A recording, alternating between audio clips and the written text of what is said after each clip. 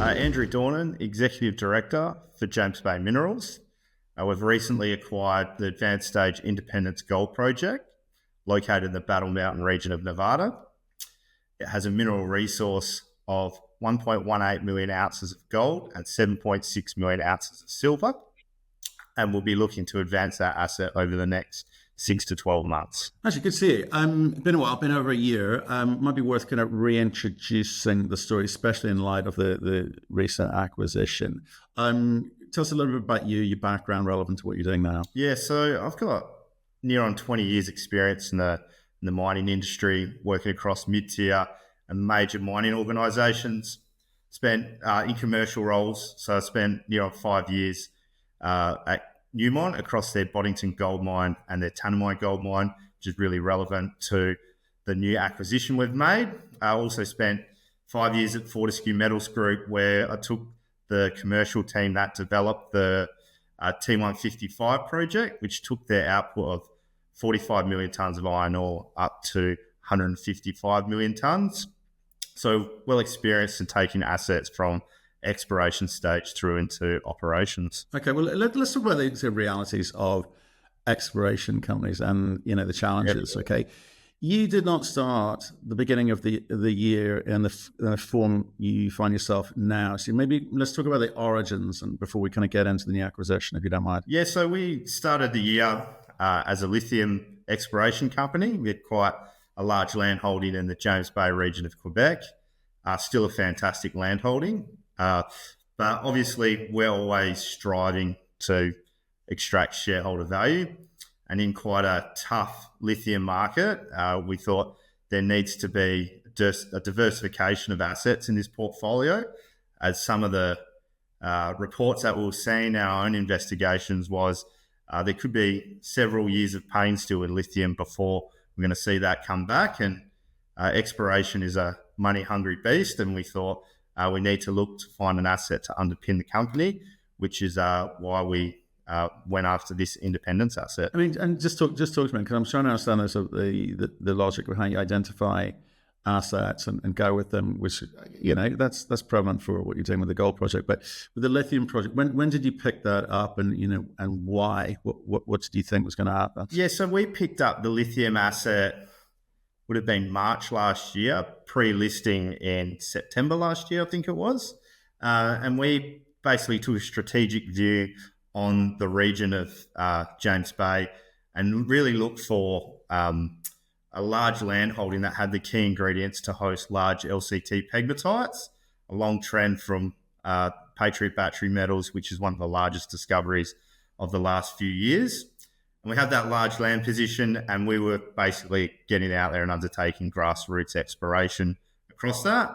Got some good targets, but then you obviously need to have significant capital behind you to drill out those targets. But looking back, we look back now, I think it's easy when looking back now, and obviously the response to the gold projects, look back. Do you think that was a case of jumping on the bandwagon a bit and maybe not kind of reading the global thematic and supply / demand in lithium? And, would you do things differently now? No, we wouldn't. I think it allowed us to, we listed a company, we got a great land position, and we still have that land position. So we're ready to strike when that market comes back. We're not divesting it. We're not doing a full pivot. We've diversified our portfolio. So we're definitely not ignoring it, but we also understand that to advance that project, having further capital and drilling it out will take a lot of capital, further raises, dilution, and the market's just not allowing that. Sitting at lower prices, you're going to dilute your shareholders by a significant amount. Even if they're lithium bulls and love lithium only, it's still not a great decision for those investors. So we were not tied to gold when we were looking at assets. We're tied to any asset that is going to add significant value. And now we've got an advanced stage asset. So it's nearly the different end of the spectrum to the lithium asset. Okay, and what makes you think, there's a lot of lithium pegmatite stories sprung up last year. What you're still a believer in the lithium thematic, and more importantly, lithium prices will come back at some point. Can you give us your thoughts on when you think that will be and why you think that will be? Yeah, 100%. So I mean, there's lots of different kind of stories out there on why it's depressed and when it will come back. I mean, we spent time at the Fast Markets conference in Nevada and Vegas earlier in the year, and a lot of industry experts predicting 2027. Now, that's a long time for a junior exploration company to kind of tread water. Why is that? China, other different African deposits coming online. But I think the fundamentals in the world is people aren't spending as much money. There's not as many EVs being sold. It's a bit of a luxury item. So while the world's in a bit of uncertain times economically, it'll probably take for that to really turn for lithium prices to come back. Although I don't think they'll come back to the prices they were at, because there is definitely a lot more lithium out there now, and there'll be a lot more that will come online.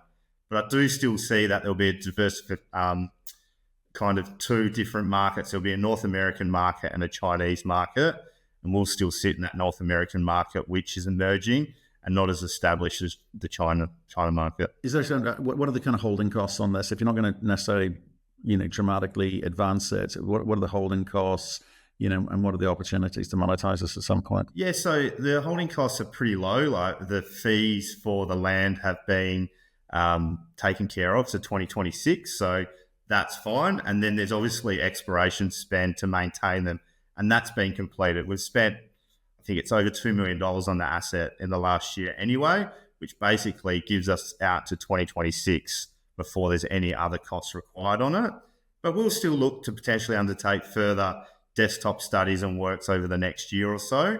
It's just not going to be huge capital expenditure while there's no appetite for it. Okay. And obviously, right, we're going to get onto gold. You'll be relieved to hear we're going to get onto gold. That's exciting. But 50% of the market, people understand gold perhaps better than they understand lithium. But you're going to, I guess, shake up the share register as results. So there'll be investors who are in there because they want to, as you say, it's shareholder value, whatever that means. And then there's going to be people who are kind of lithium bucks, and that they may need to be rotated out. So tell us about how you've gone about acquiring this asset and everything that it's taken to do so. Yeah, so we're constantly scouring the market for not distressed, but undervalued assets that we see we can extract further value out of, and also that kind of haven't gone through and had their full exploration potential maximized. And that's what we've seen in Independence. We met a private owner who had the property, and they had quite a distressed joint venture partner. And that's where we kind of started this discussion on the potential transaction. The transaction took place, I think it was about 5-6 weeks ago now. We announced the transaction, and we've go to the shareholder vote on Friday to ratify that. We've seen the share price rise, I think, near on 4 times since then. So anyone that's a lithium bug and wants to go follow their lithium stocks, they had the opportunity to get out at 4 times. So what a stock story for them, because I'm guessing a lot of the other lithium stocks are going 4 times up this year. And then we've brought it across, and we're really undertaking the desktop studies now to further expand it. I mean, over 1.1 million ounces of gold with a high-grade portion of near on 800,000 ounces at 6.53 grams per tonne gold. It's a serious high-class asset. So, yeah, like I said, I'm a major shareholder. So as a major shareholder, what's my number one goal? Drive shareholder value and maximise my returns in the long term, and that's what we've done with this asset. Okay, well, tell me about the terms of the deal. How have you constructed it? Yeah, so we got our foot on the asset for just over 2.4 million Australian dollars, which is just over $2 an ounce, and then there's another 49% earn-in for another. It's roughly 2 million Australian dollars, which works out to just over $4 an ounce. So I don't think you have to look too far to see that is an exceptional deal. Right. Okay. So what do you need to do during that period? How much money are you obliged to spend, etc.? $3 million US, $1.5 million the first year, and $1.5 million in the second year. Right. So okay. quite straightforward. Not a Tell me about what you knew before you kind of walked into this deal. I mean, obviously you've kind of laid out there's a 43101 on it, and you can see there's a resource as well. But what else was it about the makeup of this? Because there's a lot of 1 million ounce projects out there. What makes this one special? Of course. So what drew us to it is it adjoins the NGM, so Nevada Gold Mines Phoenix operation, and that's a joint venture between Newmont and Barrick, and we sit within their operations plan of operations. So what does that mean? We sit within their approvals to mine. So for us to get permitting, we have a shorter pathway of 8 to 12 months versus your standard, because we're basically just amending their permit. Permit for what? To do what?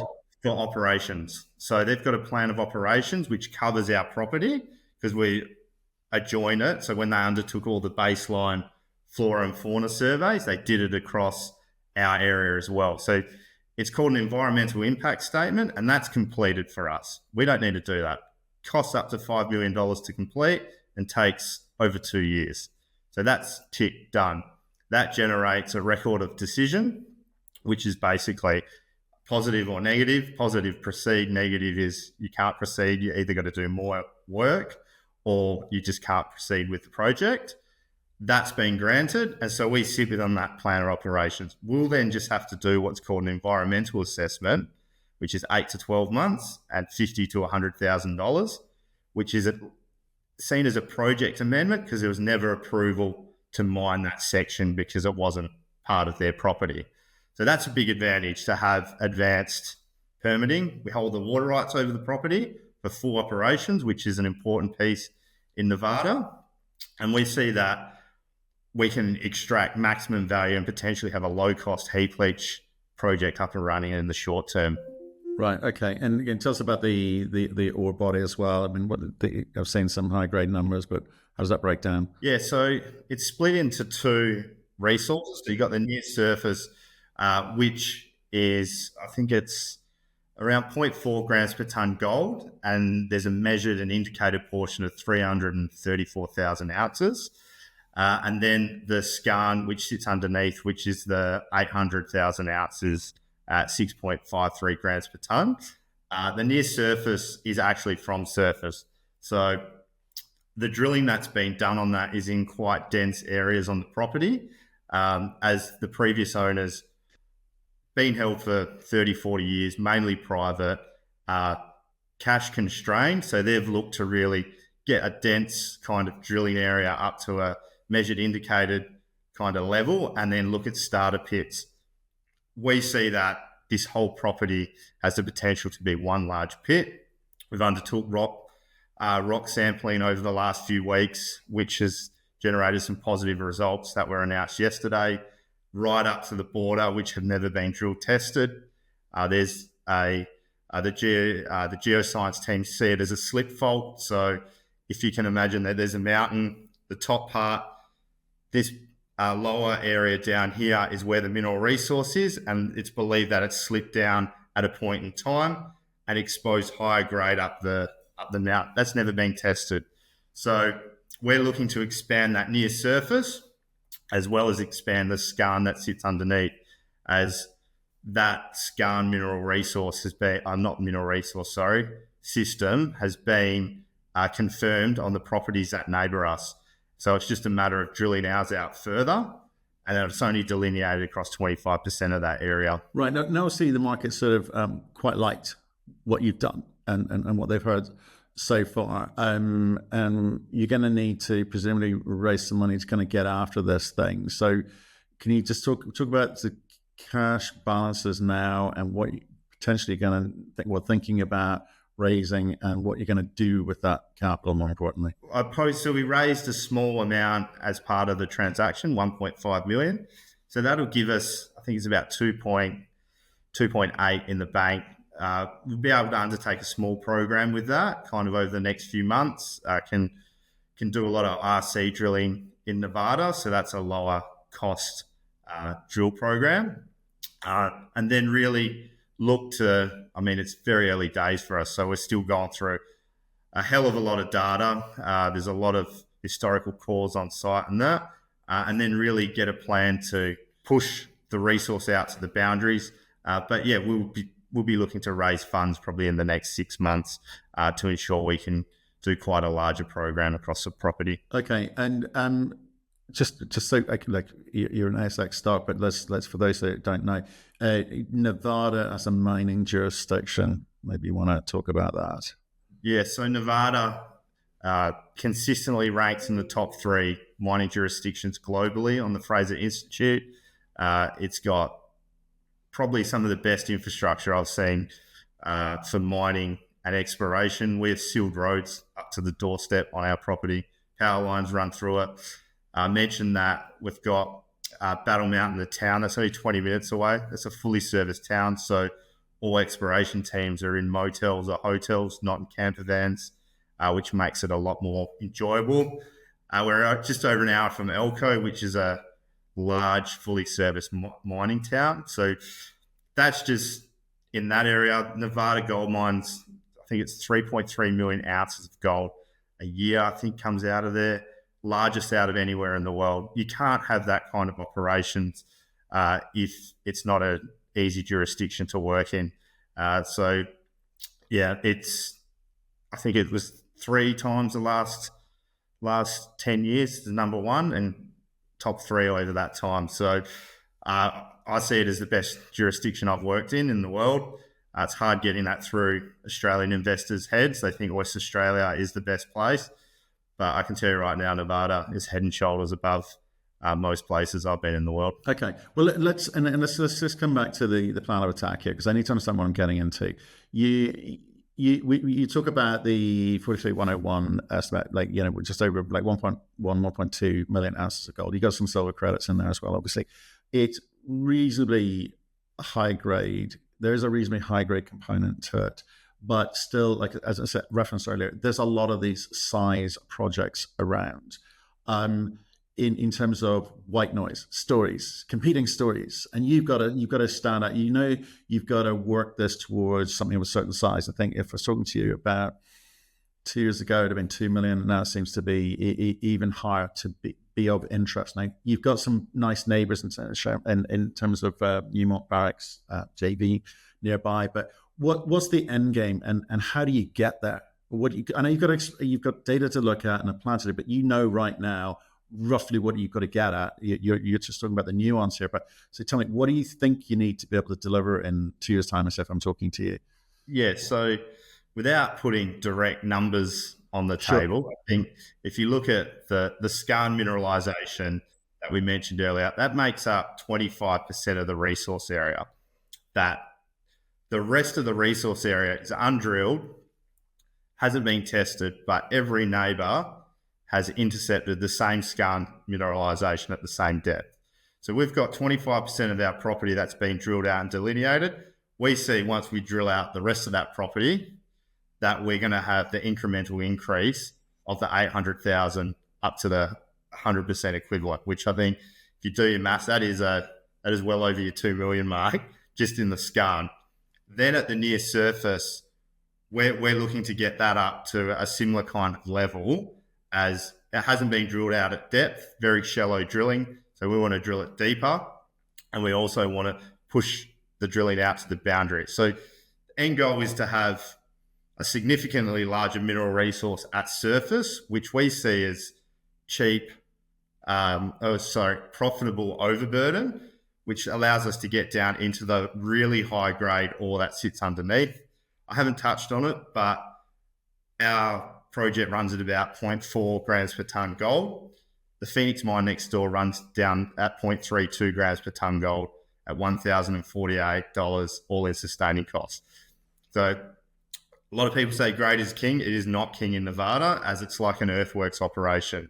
$6.25 processing and mining.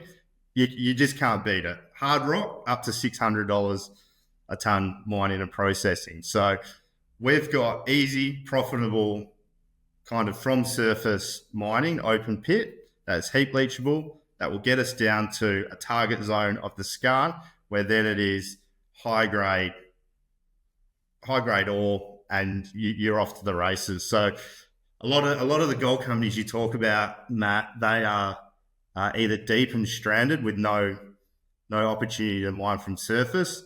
We can basically get that mining happening and make profit from surface and still have what we see as the big treasure chest sitting underneath, which is the Skarn, which has the potential to be significantly larger, given it hasn't even been tested at depth to the north, the south, or the east. No, obviously Phoenix, it's an engineering delight in terms of move Earth as efficiently as possible to process it. It's fantastic. What you've got is, I guess, a two-prong attack here. You're looking at the kind of, at surface, near surface, heat leachable, and as you mentioned, permittable in a reasonably quick time frame.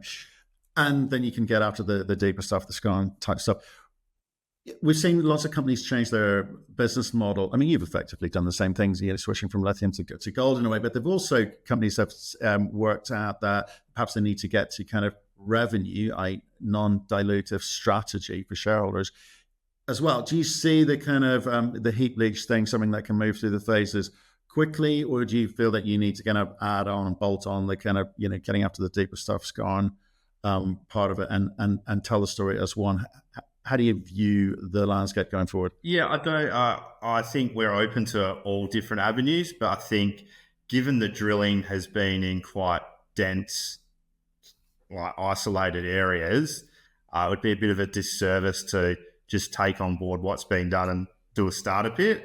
I think some quite clever drilling over the next 6 to 12 months is going to increase the mineral resource, and then we'll look at those studies and those approvals once it's a substantially larger mineral resource, and in parallel, drill the Skarn and get that up as well. Okay.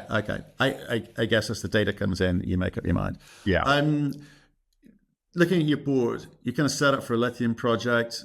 Now it's gold. Does the board change? No, not at this stage. So myself, we have brought in gold geologists who are experts in it, based out of Nevada, and some from Western Australia. So that's where we see that mid-tier management is key for this project. Myself, I've got gold experience. Judy Baker is actually the CEO and president of Argo Gold, a Canadian listed gold company. Dean's developed gold projects as well as lithium. So we've all got gold experience as well. It's just more been highlighted on the lithium, as that's what we started our journey as. Okay. Well, I guess as a reintroduction to the story, that's good to hear the plans. Appreciate your time today, and let's stay in touch and see how you get on. Could be quite exciting. Yeah, I think it is. Thanks very much, Matt. Appreciate the time.